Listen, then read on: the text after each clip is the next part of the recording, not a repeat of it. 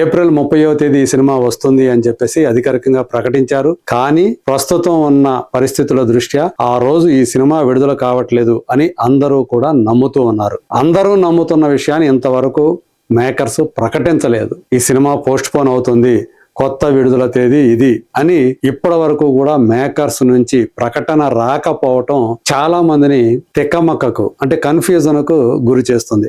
అభిమానులు కూడా, mega fans కూడా ఏంటి పెద్ద ఎప్పుడు వస్తుంది, ఇంకా ఒక పాట తీయాలంటున్నారు కదా, అది ఎప్పుడు తీస్తారు, ఇంతవరకు ఆ పాటలో నటించేటువంటి నటి పేరే ఇంతవరకు బయటికి రాలేదు.